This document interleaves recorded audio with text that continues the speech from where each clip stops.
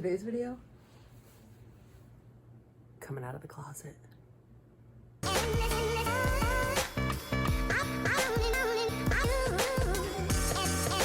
This is my coming out story. Back in the 1990s, I was always a tomboy, and I had grown up in a very conservatively religious family, Southern Baptist, in fact. My dad was from Texas, and he believed a lot in the Bible and what it said. We went to church as I was growing up. It was pretty much pounded into me that, not that being gay was wrong, but we just didn't talk about it at all. And if there was any sort of mention of it, ever, it was definitely frowned upon. In the 90s is when things started to change a bit. I've talked about it a bunch. Brandon Tina was killed in 93. Ellen came out in 97. And honestly, even with all the stuff going on with Ellen right now, she paved the way for not only lesbians, masculine of center lesbians. People felt like it was okay to like lesbians. So things were changing a little bit. I mean, I remember feeling like I had to lie about the fact that I was gay because I didn't want to get beat up. And then slowly feeling like that wasn't as big of a deal. But definitely not until college. My first girlfriend was when I was 18 during the summer between high school and college. And once we started having sex, I thought that was it. Like, that's, this is my person, this is what I'm gonna do. So I kind of funneled my life around them and decided to go to a local college, even though I'd been recruited by a bunch of other schools for both academic and athletics. Chicks. I wanna be here for that chick when she gets out. My parents didn't know that I was sleeping with my best friend. I was at a school in Arizona, and my mom and I were talking on the phone, and she says to me, "Are you more than friends?" And I said, "So what if we are?" "Well, I don't know." "Do you need help?" So you know what I said back to my mom? "No, but you might." Which is just par for course of my relationship with my family in general. Anything that's not a positive emotion or exactly what they expected is negative. So anyway, that happened, and obviously now we can't stay at my house because my parents know. The weekend before, my girlfriend's mom had found out. So now where were we gonna stay? We ended up staying at our friend Jay's house, but yeah, it was definitely a turning point. And when I went home to get some things that weekend, after I had had that conversation with my mom, I don't remember much about what was said. What I do remember is standing across the kitchen counter from my dad. He was inside the kitchen, and it's like a galley kitchen, and I was on the other side. He said to me, "It's not right in the Bible. It says in the Bible that it's not right, and I'm just worried for you. I'm worried that you're going to go to hell."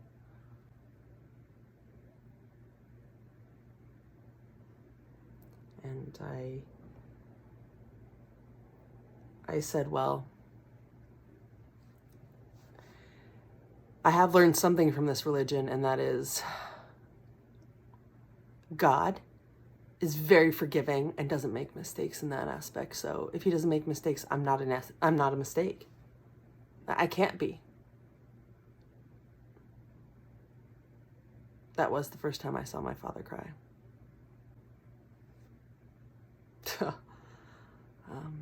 He just cried and shook his head, and yeah, then he walked away. But really, in the grand scheme of things, coming out to most people, my great friends were already out.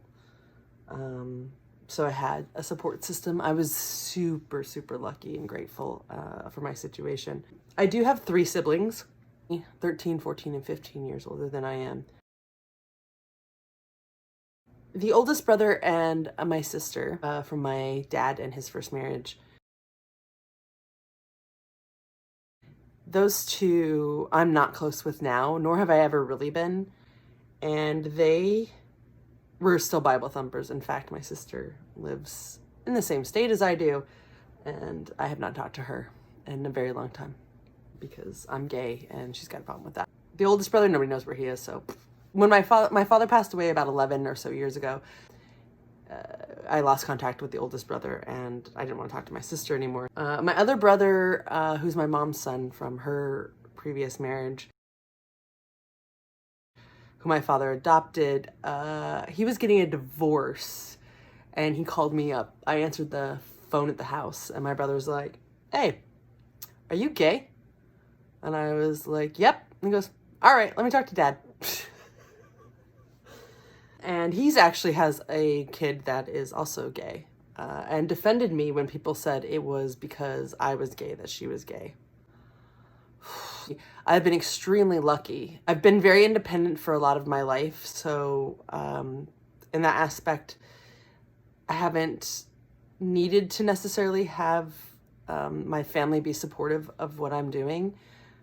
It's great if they are, but I don't need it. When you're coming out at all, and especially back then, the difference between the progression that has happened in the gay world since then has been amazing.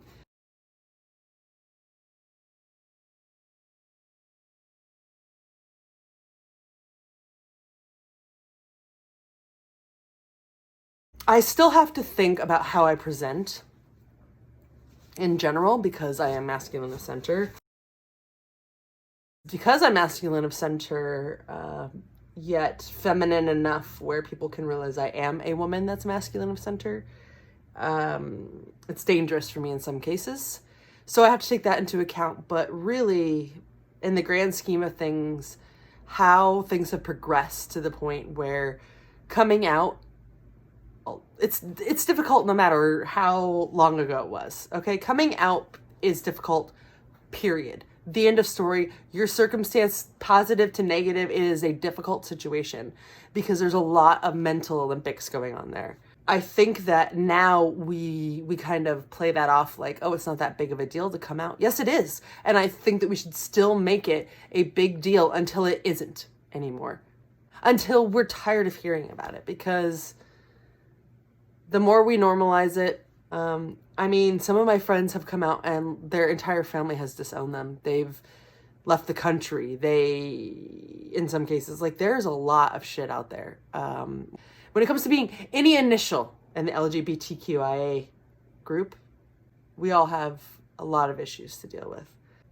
But we have come a long way, and hopefully we continue in that direction where all people are equal,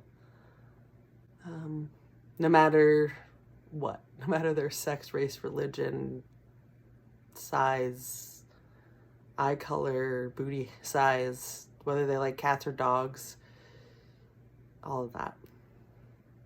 It won't matter as much. We're just people. We can appreciate the things that other people like, and so anyway, well, that's my coming out story. So yeah, I mean, the summary is basically I came out as a smartass to my mom. I made my dad cry. But in the end, my parents were very accepting overall. They tried to understand. They wanted to understand more. My mom still struggles with it. She doesn't quite get it because they're old fashioned. My parents are a lot older than most people my age's parents. Come out loud, come out proud. Let me think, what else? Anything else? Vote. Vote. Please go and vote. I would love to hear other people's coming out stories, good, bad, or funny, or any of that. So, drop a comment and a like, subscribe, and I'll see you next time.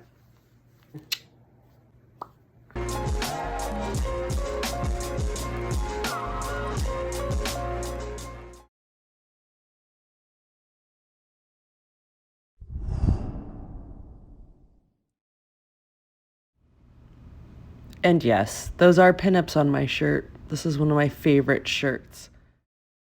Please go and vote. I don't care how you do it. make it count. We need all the freaking help we can get. And let me tell you something. Somebody who's also lived through the Bush era when W was in office and we were trying to get his ass out for his second term. Don't take it for granted because he got elected for a second term. And all of us were completely shocked. Anyway, vote. So, have a good one. Stay safe out there. Watch out for that COVID. Watch out for the COVID. Watch out for the COVID. Yeah. It's also the flu season. Also the flu season. Watch out for that too. Yeah. Also, can somebody tell me about the eyebrow thing? There's like if we have a slit here, that means you're a lesbian. Are my eyebrows thick enough where I can just make it look like I have a slit? Because that's kind of cool. That's interesting. Is it queer, lesbian? Like, what does it mean? I know we used to wear like thumb rings on our left hand and shit like that. Come out proud. I don't know what that was. Is that our salute? That's what I do here, huh?